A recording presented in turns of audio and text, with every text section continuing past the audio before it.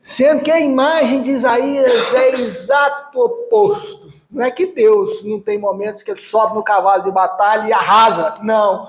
Mas a imagem de Isaías é exato oposto. Vem cá, senta comigo e vamos conversar. Vamos arrazoar. Vamos trocar argumentos. Vamos discutir tranquilamente. Apologética é isso. Arrazoar, abordar um tema, expor as razões e opiniões acerca de determinada coisa. Isso é apologética clássica. A apologética clássica pressupõe, senhores, que você saiba para quem você está falando. Didática. Né? O apóstolo Paulo, quando foi falar aos atenienses, falou a língua da filosofia. O próprio apóstolo Paulo, quando foi defender-se no judiciário romano, né? E foi preso, e como cidadão romano, teve acesso às instâncias judiciais da Roma Antiga, ele se expressou com o vocabulário do direito romano. O apóstolo Pedro, quando foi discursar aos judeus, ele usou os termos judeus. O apóstolo Mateus, quando vai escrever o evangelho aos judeus, remete ao Antigo Testamento o tempo todo.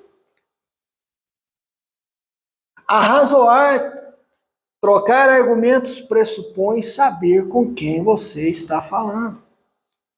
Quando você fala crianças, fala crianças. Quando você fala adultos, fala adultos. Quando você fala na academia, você fala no linguajar erudito. Tá.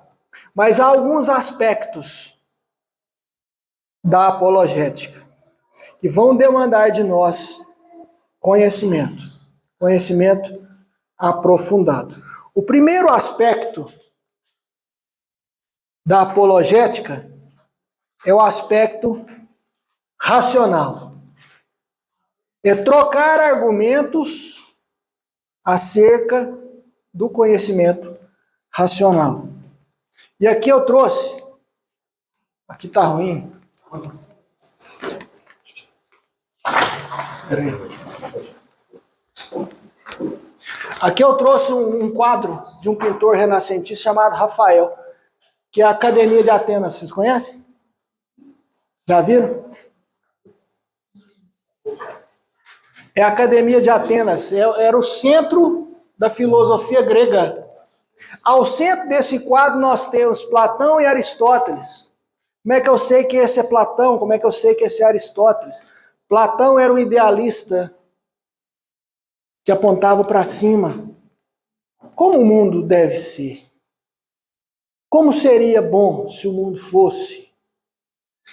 Aristóteles é um empírico que parte da natureza, como o mundo é. O que eu observo e o que eu concluo daquilo que eu vejo. Senhores, toda a filosofia vai derivar disso aqui. Dedução e indução. Né? E aqui todos eles, né? Então, apologética é trabalhar a razão, os argumentos racionais para o outro. Ou seja, defender a existência de Deus, defender a moral absoluta, defender os valores cristãos. E aqui, senhores, há uma série de livros que vão tratar sobre isso, né?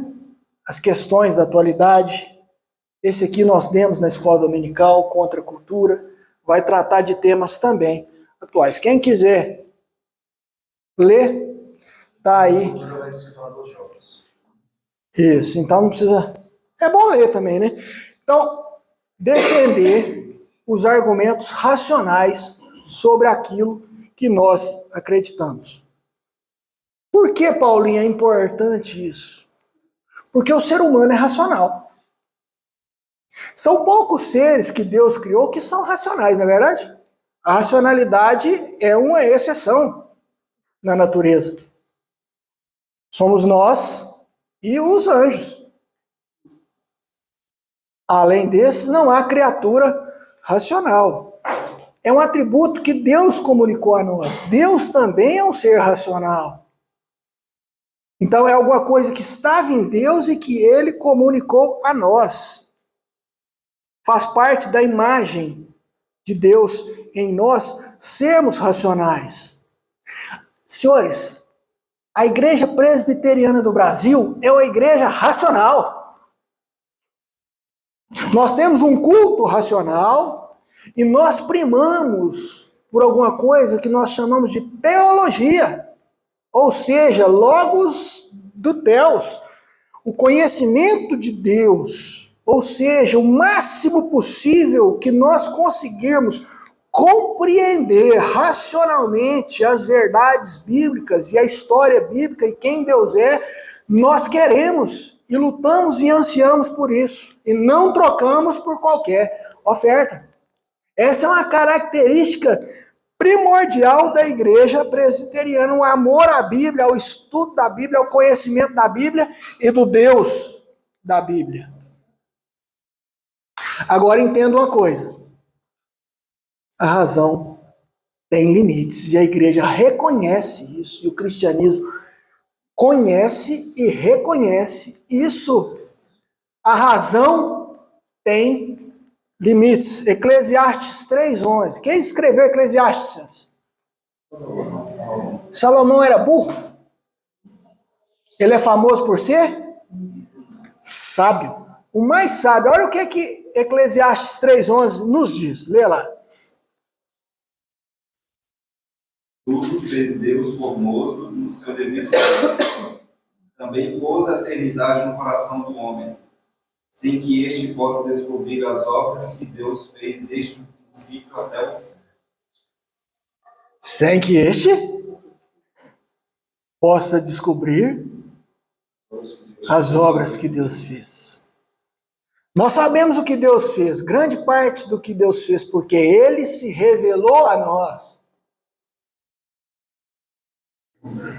Mas nós, por nós mesmos, dificilmente saberíamos. Eclesiastes 3:11.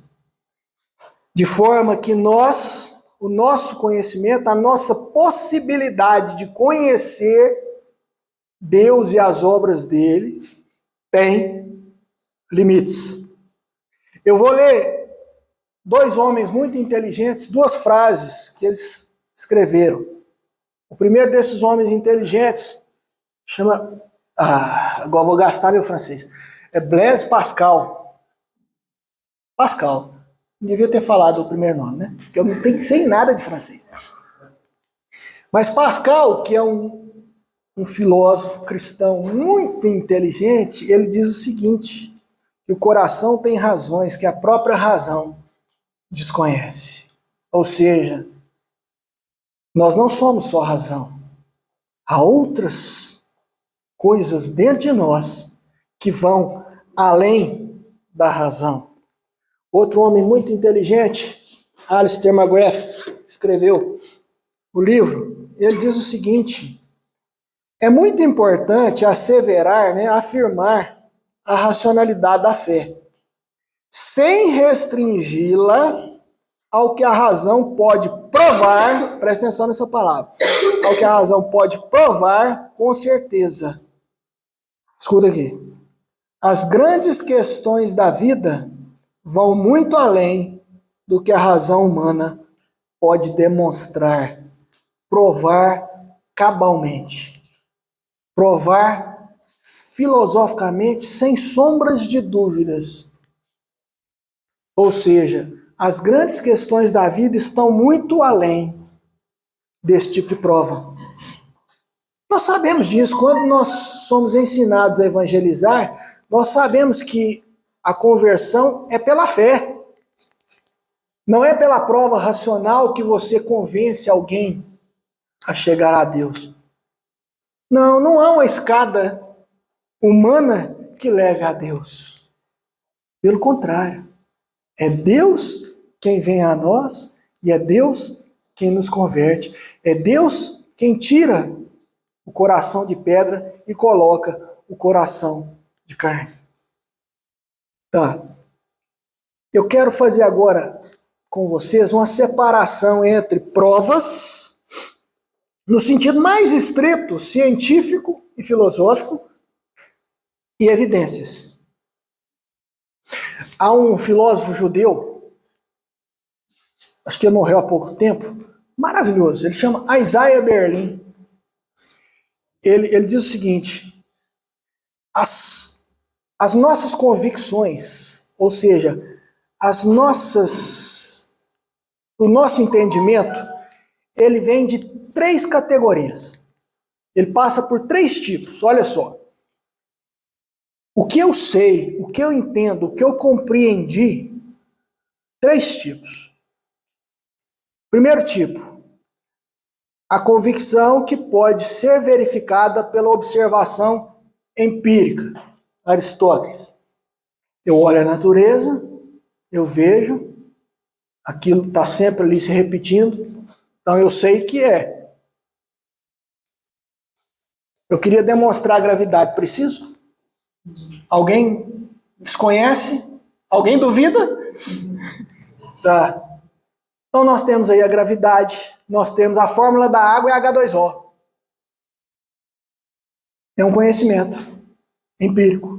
Toda vez que você quebra a água, são 2 átomos de hidrogênio e 1 de oxigênio. Entendeu? Tá. Uma outra forma de você conhecer são aquelas convicções que são provadas pela dedução lógica ou matemática. 2 mais 2 igual a 4. Eu preciso trazer 4 pauzinhos aqui para a gente tentar conferir? Não. Vou dar uma outra. O todo é maior que a parte. Lógico. Ou não parece lógico? O todo é maior do que a parte.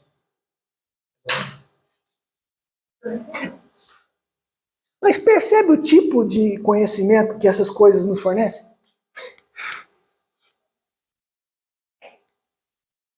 O que nós estamos preocupados é: Deus existe? Quem sou eu? O que eu estou fazendo aqui? Como eu devo agir? Senhores, nada disso passa por esse tipo de prova. Nem a matemática, nem a lógica, nem o conhecimento empírico científico nos dão quaisquer tipo de respostas sobre essas questões. Provas sobre esse tipo de questões. Nenhuma prova deriva daí. A terceira convicção nossa é que quase tudo está fora daquilo que pode ser provado cientificamente, matematicamente ou logicamente.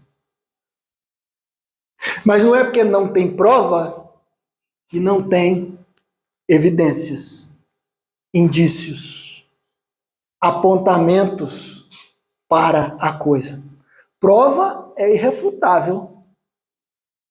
Né? Ninguém duvida da gravidade. Duvida ainda? Alguém duvida ainda?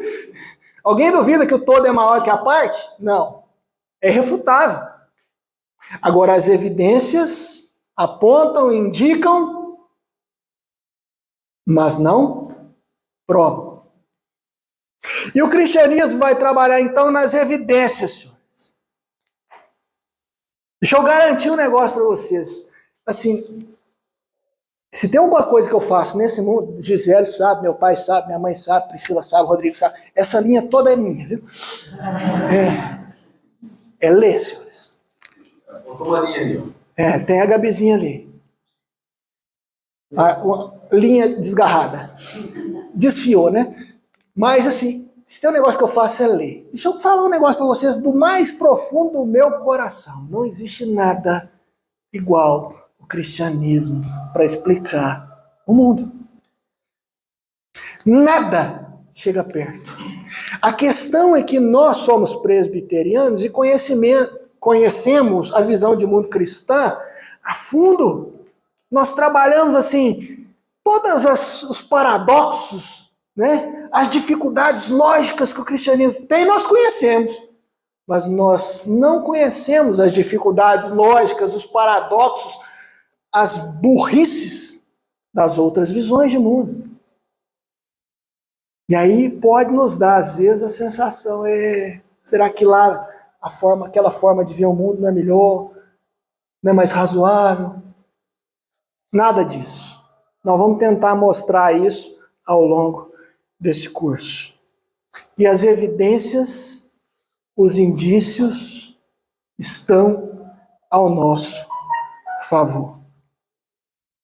Tanto dedução quanto indução vão nos mostrar isso. Vou ler outra frase então de Alistair McGrath sobre isso. Por que é assim, Paulinho? Por que o cristianismo ele é tão melhor do que as outras visões de mundo? Olha o que o McGrath diz. Toda visão de mundo, e visão de mundo é a resposta a essas grandes perguntas. Deus existe, quem sou eu, de onde eu vim, para onde eu vou?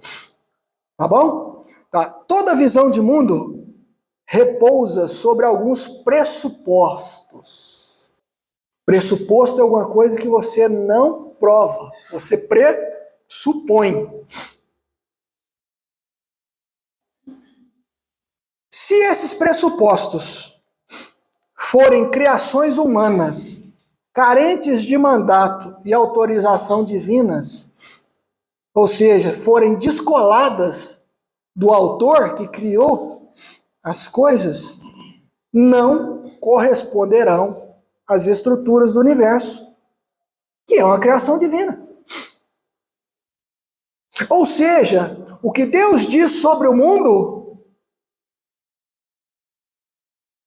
explica muito melhor o mundo do que alguma coisa que eu, olhando o mundo, tento dizer sobre ele. Ficou claro? Dualista, né? Hã? Olhar de lá para cá, de cá para lá. Sim. É igual hoje toda teoria que sai para explicar o universo é mais aceita do que as verdades que a Bíblia já mostra. Né? Sim. Antigamente era evolução, beleza, evolução. Aí depois é Big Bang, pronto, agora tem um multiverso. Eles tomam essas teorias como sendo mais verdadeiras, e mesmo que sejam verdadeiras, não exclui a divindade da criação. Né? Sim. Então, eu vou trabalhar até multiverso hoje aqui, né? Quem gosta do Marvel aí? Tá. Mas, então o cristianismo, ele não tem provas, por exemplo, provas irrefutáveis sobre a existência de Deus, por exemplo, sobre a existência de você, da sua alma, do próximo. Não tem. Mas ninguém tem. Mas as evidências vão apontar para que o cristianismo seja a melhor visão de mundo. Entenderam? Tá. Algumas evidências racionais aí. Algumas evidências que apontam, que apelam à razão das pessoas, que demonstram que o cristianismo é a melhor visão de mundo. Existe uma clássica na filosofia, que é a evidência do movimento, da origem e da criação. Então eu vou ler, que é já viram aquele negócio de Sócrates? Premissa maior, todo homem é mortal. Premissa menor, Sócrates é homem. Conclusão? Sócrates é mortal. Silogismo. Tá. Então, olha só. Esse clássico vai dizer o seguinte: tudo que começa a existir tem uma causa, premissa maior.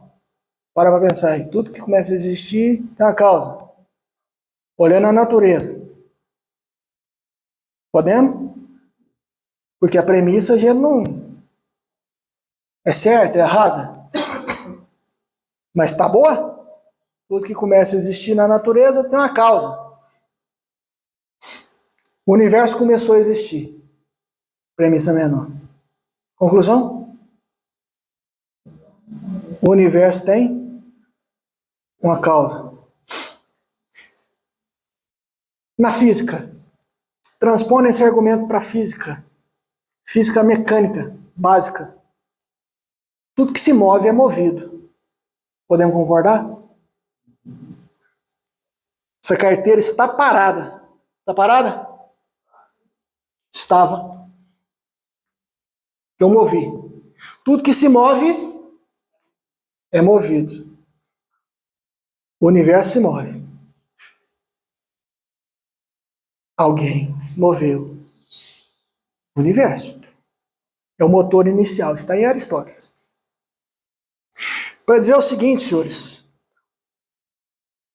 Há uma evidência racional de que se o universo existe, tem que ter alguém por trás que deu existência ao universo. Paulinho, mas a gente podia ir assim, e quem criou Deus? Deus é exatamente o fim da linha, porque precisa existir um fim de linha. Alguém tem que estar no fim. Alguém tem que ser além da existência. Além do tempo. Para ser racional. Tá bom? Então, esse além do tempo, esse além da existência é Deus. Um outro argumento racional, senhores. Alguém já foi, né, convidado a ver uma cabine de avião? Já foi? Alguém já foi chamado? Meus irmãos, que loucura, hein? Deus me livre. É tanto botão. Fala assim, esse trem não voa, não vai. O cara não sabe. É tanto botão naquele negócio que a gente fica louco. Estou fugindo do negócio aqui. Eu sou intragável. Tá? É tanto botão, senhores. Entenda uma coisa. Para a vida existir no universo, o universo tem que ser exatamente aquilo ali. Tanto botão, tanta sintonia fina, tanta coisa que se tiver 1 centímetro para lá, 1 centímetro para cá, a vida seria impossível. A temperatura tem que ser assim. As leis da termodinâmica tem que ser assim. O nível de oxigênio tem que ser assim. Tudo tem que ser assim, tem que ser assim, tem que ser assim, tem que ser assim, porque se não fosse assim, não tinha vida. É tanta coisa. Será que é acaso? É racional? Tantos botões no lugar certo, sem ter alguém com inteligência por trás disso aí? Senhores, repita comigo. VA. CA. Juntos os dois. Repita comigo. CA. VA. Junto. O que é isso? Palavras. Um código que nós temos entre nós. Um código que nós temos entre nós. E que nós podemos, então, comunicar um ao outro porque nós temos o mesmo código. Deixa eu te contar um negócio. O seu DNA é isso. O seu DNA funciona assim, cara. Você transmite mensagens para o seu filho nascer com o cabelo assim, com o olho assim, com a orelha assim. Dessa forma. É um código genético.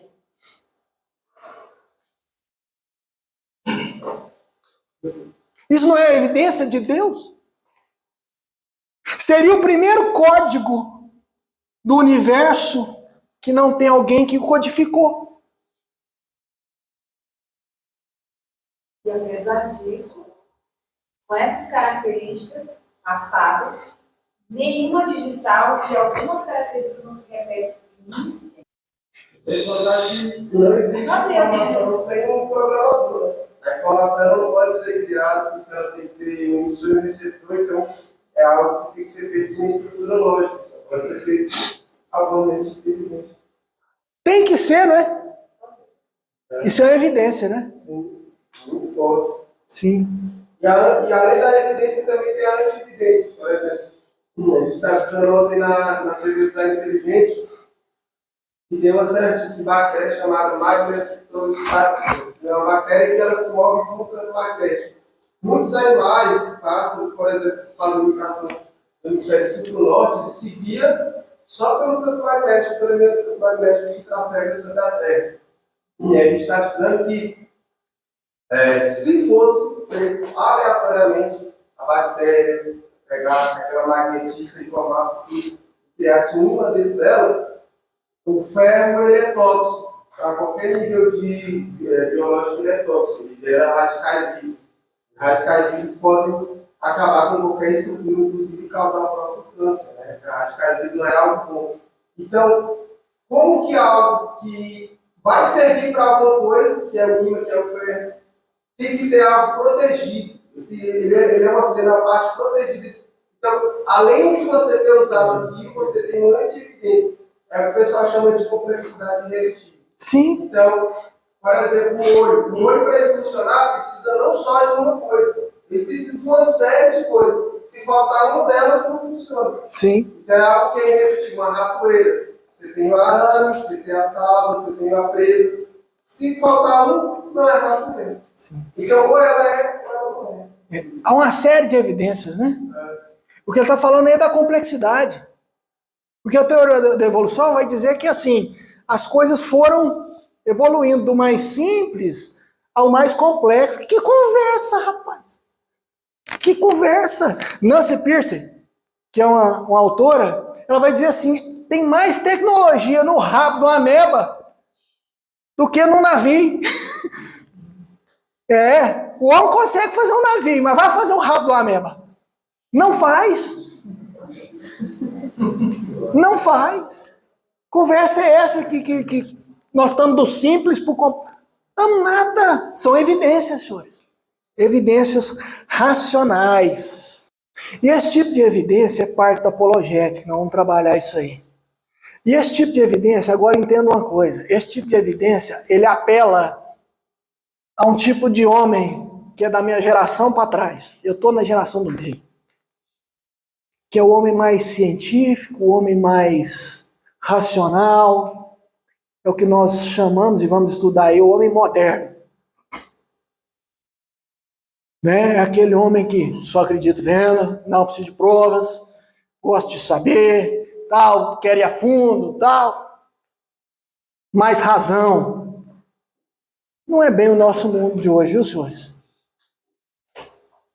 O nosso mundo de hoje, ele é mais pós-moderno.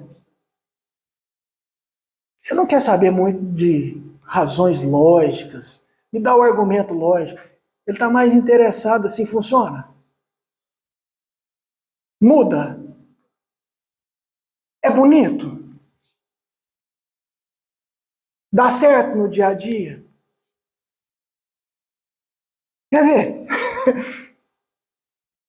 Há 50 anos atrás, senhores, acreditar em milagre era uma coisa mal vista na sociedade, né?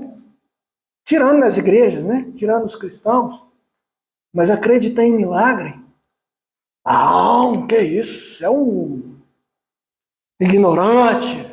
Só ignorantes fazem isso. Meus irmãos, hoje o homem comum é o seguinte: eu acredito em tudo. Tudo vale. Não, teve um milagre no candomblé? Teve. Nossa, bom também. Teve na igreja? Legal também. Hoje eles acreditam em tudo. O homem pós-moderno, ele mudou. Ele largou a razão. Ele veio para a emoção, veio para os sentimentos, para a beleza, para o interior, né? Para buscar em si mesmo, para voltar-se a si mesmo. Então, a apologética passa pelo apelo racional. E é isso que nós vamos tentar fazer aqui. Mas não é só isso. Fazer apologética no mundo de hoje é além do aspecto racional, é ir também para o aspecto existencial, o aspecto relacional. Quem é esse? Se alguém acertar, não, né? Esse aqui é Cristo. Tem a auréola, né? Mas quem é esse? Nós estudamos no culto há pouco tempo. Os demônios saindo Do Gadareno. Esse é o Gadareno. Aí esse cara que viveu endemoniado muito tempo, olha só, esse cara estava muito tempo longe de casa, esse cara não estudava, esse cara não trabalhava e tal. O milagre acontece, ele se converte e ele vai a Jesus e fala o quê? Lembra? Jesus, deixa eu ir com você. O que Jesus diz para ele? Volta para casa e conta para os seus. Ele só não tinha formação teológica, senhores. Ele só não andava com Jesus. Ele passou pouquíssimo tempo ao lado de Jesus. Qual é a mensagem que ele foi levar lá para Decápolis? O que Deus fez com ele? Não sei muito. O que eu sei é o seguinte: a minha vida mudou. Eu era assim e agora olha para mim. Eu sou assim. É o aspecto relacional, o aspecto existencial da pregação, né? Da apologética, da defesa da fé. Não eram apelos racionais, somente. Era um apelo vivo. É uma história contada. É uma história mostrada. É uma história vivida. Senhores, bilhões e bilhões são gastos no mundo de hoje com doenças da alma, senhores. Tá, depressão. Depressão tem dois aspectos, viu, senhores? Tem um aspecto fisiológico, e se você chegou nesse ponto, tome remédio sim para te tirar do buraco, mas há um aspecto psicológico, senhores. Um aspecto espiritual nisso aí, que precisa ser trabalhado, que precisa ser gerenciado, né? Para você manter-se bem. O remédio te tira do buraco, tira. É um alegrim, né? Marcelo chama de alegrim, meu irmão. Porque ele vai lá na glândula e fala assim, solta. Solta alegria nas pessoas, solta mesmo. Só que você foi feito para não precisar do remédio. O que está fazendo? Entendeu? Tem um aspecto. Milhões e bilhões são gastos, senhores, com as doenças da alma, com as fugas. Né? Nesse mundo global nosso, chegou aqui agora o yoga, né? E cristão fazendo yoga.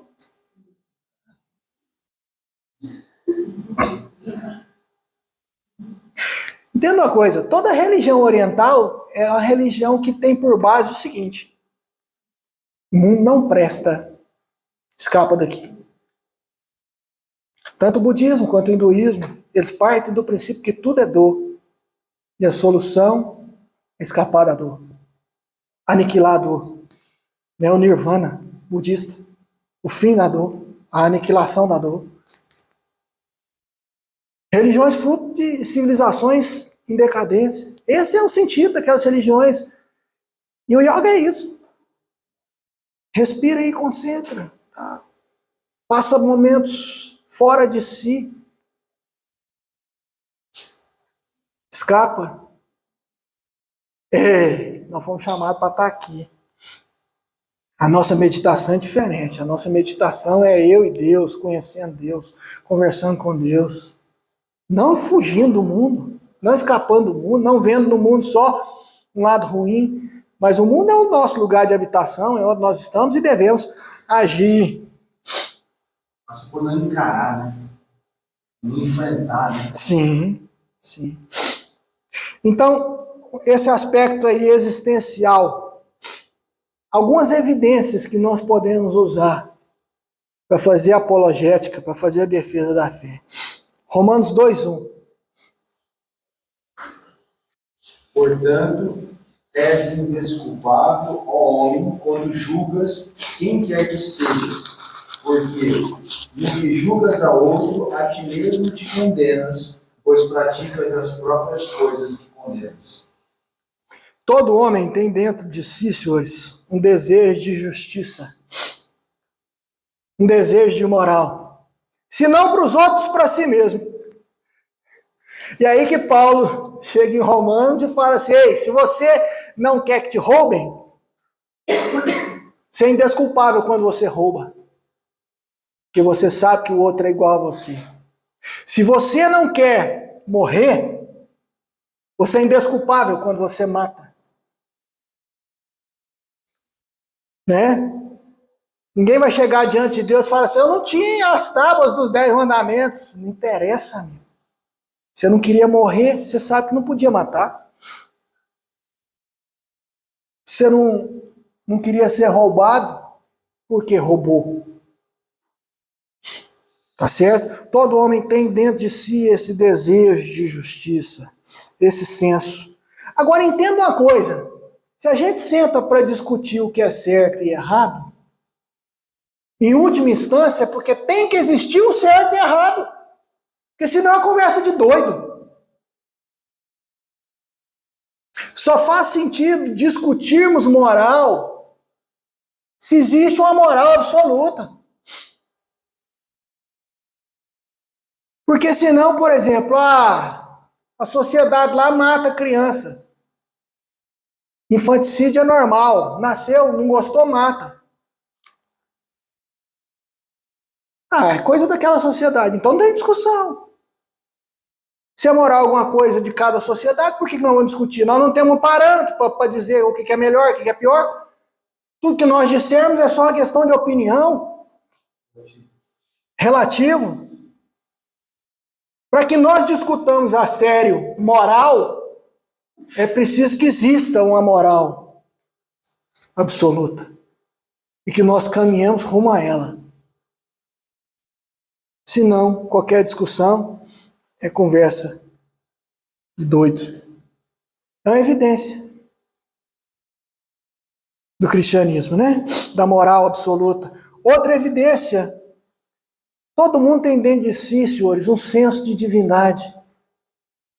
Nunca existiu uma sociedade nesse mundo que não tenha algum tipo de senso de ser superior, de ser absoluto. Um desejo de Deus. Toda sociedade tem e toda pessoa tem.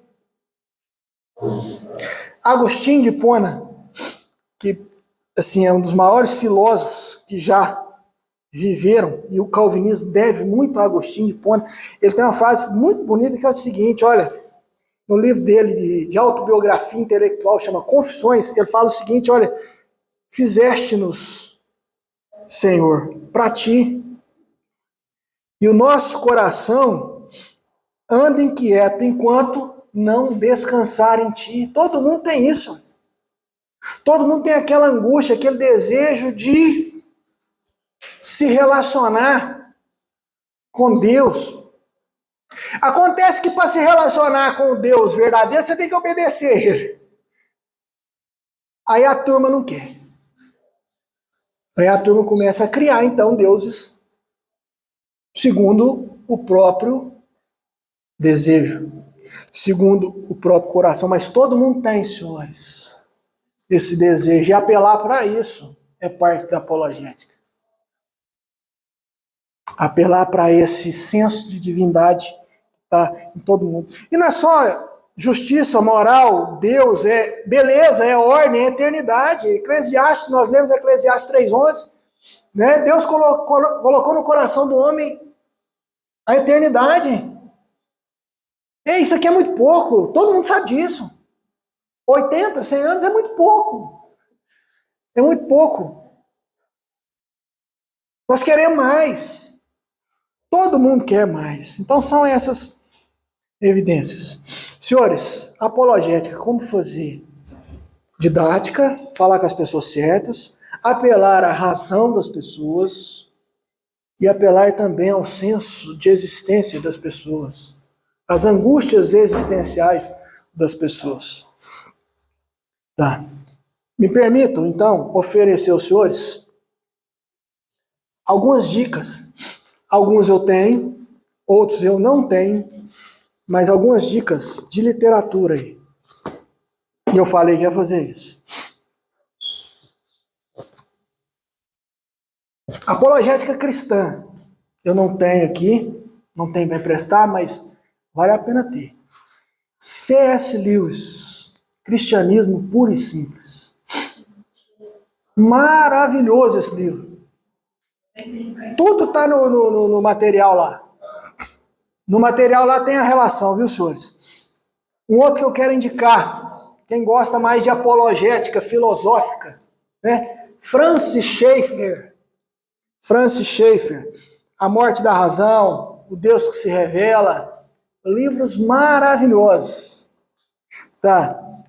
Nancy Pearcey, Verdade Absoluta, esse aqui eu não li, mas é dela, A Alma da Ciência, mais pro científico. Chesterton é católico, mas em apologética nós estamos em grande parte perto. Hereges, Ortodoxia, são bons livros também. O Pensamento de Pascal. Pascal é o Pascal da pressão lá? É Pascal, né? É, matemático. Sim, filósofo e matemático. Agora, tem técnicas também. Eu li os dois aqui. Sim, as técnicas, elas têm o seu lugar, mas não é... Tem muito de fake news aqui. Tá. Manual de persuasão do FBI. A gente emociona, né? Não, vou convencer todo mundo, vai nada. Vai nada. Mas ele vai tratar de linguagem corporal, né? De você saber perceber se a pessoa está gostando, não está gostando, está interessando, tá, mais ou menos. Agora, essa aqui é uma fake news maravilhosa. Como vencer um debate sem precisar ter razão. 38 estratagemas. Fake news total. Agora é o seguinte, quem escreveu isso aqui é um filósofo, um cara inteligente, chamado Schopenhauer, um alemão. O que esse livro aqui pode trazer para você é o seguinte, ele não deixa você cair em armadilhas numa discussão. Ao menos o que eu consegui aproveitar isso aqui, algumas técnicas, algum tipo de conhecimento de técnicas de debate, que as pessoas começam a debater com você e saem pela tangente sem você perceber. Por exemplo, o argumento que ele chama aqui de ad hominem, pelo homem. Ah, mas quem falou isso aqui foi Platão. E daí? Então me mostra. Se Platão falou, por que você não consegue me mostrar que é assim? É o apelo à autoridade, né? Ei, a nossa única autoridade é essa aqui, ó. Todo homem não existe homem que seja autoridade para nós. A revelação é, homem não. Então se alguém fala, apela para a autoridade, normalmente quem apela para a autoridade nem sabe o que está falando, só está arrotando a erudição, né? Fala, foi fulano, foi nada. Mas mesmo que for, então me dá os argumentos. Não é porque fulano disse que está certo. Rapaz, Einstein. Um físico maravilhoso. Mas um filósofo. negócio dele era física. Aí o povo usa as palavrinhas de Einstein para dizer sobre a vida. Conversa. Sabe nada. Sabe de física. Tá. Outro argumento aqui é reduzir ao absurdo. Né? Ele vai te ensinar como reduzir um argumento absurdo e quando isso vale, quando isso não vale. Então é interessante sim, tá bom? Quem quiser, tá aqui. Tem técnicas, tem material, tem muito a ser estudado, né? Tanto no aspecto racional quanto no aspecto existencial. Mas a dica que eu gostaria de deixar para os senhores sobre como fazer apologética está lá em 1 Coríntios 13.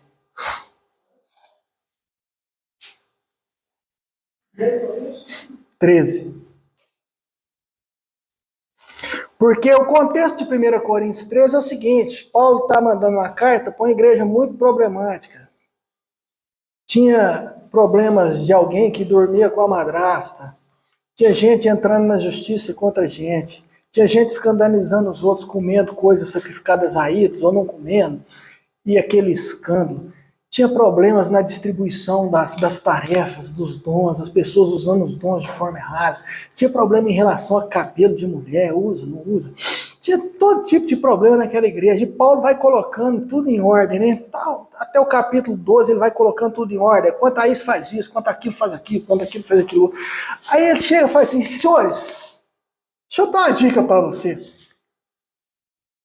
Tudo isso aqui resolveria o problema, né? Vocês fazerem um certo, mas tem um caminho melhor. Tem uma forma sobremodo excelente para vocês acertarem as coisas. E aí ele vai falar, então, do amor. O amor na apologética aqui, ele está meio fora de contexto, mas não seria inovação minha, porque o amor, ele é usado, esse texto é usado para amor conjugal, e também cabe também na apologética. Quer ver? 1 Coríntios 13, começa no 12, 31b. 31b é a parte final aí. Pode ler o 12, 31. E eu passo a mostrar-vos ainda um caminho sobremodo excelente. Isso. Agora vai lá para o 4. Lê do 4 ao 7. O amor é paciente, é benigno, o amor não arde em ciúmes, não se ufana, não se ensoberbece, não se conduz inconvenientemente, não procura os seus interesses, não se exaspera, não se ressente do mal, não se alegra com a justiça, mas regozija-se com a verdade. Tudo sofre, tudo crê, tudo espera, tudo suporta. Quer fazer apologética, senhores? Dá para o mundo que o mundo não tem? Ama. Você vai trabalhar o seu filho que não é crente? Vai trabalhar o seu colega de trabalho que não é crente? Vai argumentar com o seu colega de faculdade que não é crente? Ama. E o amor é paciente. Senhores, o outro é burro. Você não entendeu ainda? Tem gente burra. Fazer o quê? A gente não quer. Com vontade própria ou sem vontade própria. Tem doenças. Não, mas não é só isso, não. Comunicar é difícil, senhores. Às vezes você está achando que está dizendo uma coisa, o cara está entendendo outra. Comunicar é difícil. Então, ei, seja paciente. Seja paciente. Quando você for argumentar, arrazoar, seja paciente. Não estou falando para você jogar pérolas aos porcos, porque isso também está errado. Por exemplo, você vai no... Isso aconteceu comigo, eu fui num encontro de final de ano, nós também temos trabalho, tem aqueles encontros de final de ano, fui, aí estou conversando com os colegas de trabalho, e sempre quer entrar nisso aí, quer conversar disso aí, e está conversando, aí começa a chegar os bêbados. Aí na hora que chega os bêbados, é hora de parar, né? Por quê? Porque ele não quer, ele não quer. Jogar pérolas aos porcos é falar com quem não quer ouvir. Não é isso que eu estou te falando. Mas seja paciente. Enquanto a pessoa está te ouvindo, escute bem o que ela está falando. Para entender qual é a angústia dela. Qual é o problema dela. Para depois poder falar. O amor é paciente, o amor não se ensoberbece, a soberba afasta, senhores. Senhores, vou dizer um negócio muito difícil aqui, de apologética, mas abra bem o seu coração para isso aqui. Não ganhe discussões, ganhe pessoas. Jesus chamou pescadores para pescar homens. Uma coisa que acontece muito, com quem conversa muito, discute muito, é o seguinte: as pessoas não gostam de perder discussão. Então você está cheio ali de argumentos, tal, a pessoa perdeu, você está vendo que ela perdeu e você quer insistir na coisa. Faz isso não. Dá para ela um escape. Não, tá legal, então é um outro assunto. Dá para ela um escape. Ela já perdeu, você viu que ela perdeu a discussão. Não leva ela a apelar, não. Porque é isso que vai acontecer, a escapar, a apelar. Mas não. Para a discussão, muda de assunto. O que vai acontecer? Deixa eu te contar. Mais dia, menos dia, você vai ver aquela pessoa usando os seus argumentos como se fosse dela. Semana que vem ela está discutindo lá com outra, ela vai falar os seus argumentos, mas como se fosse dela. E daí, senhores? Não ganha discussão. Ganha as pessoas. O amor não se soberbece. O amor não se exaspera, senhores. Né? O amor não se enfurece. E às vezes você vai perder a discussão, viu? Ei, quando perder a discussão, não deixa o fígado tomar o lugar do cérebro. Onde o fígado entra, o cérebro sai. Quem é casado sabe. Né? Perdeu a discussão? Aprende. Cresce. Não grita, não esperneia. Cresce. O amor não se ressente do mal, não apela, não massacra. Tá bom? Por quê? Por que amar é importante na apologética? Leia, Rodrigo.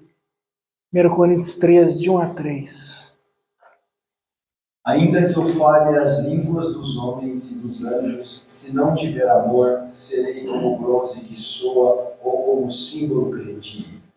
Ainda que eu tenha o dom de profetizar e conheça todos os mistérios e toda a ciência, ainda que eu tenha tamanha fé a ponto de transportar montes, se não tiver amor, nada serei.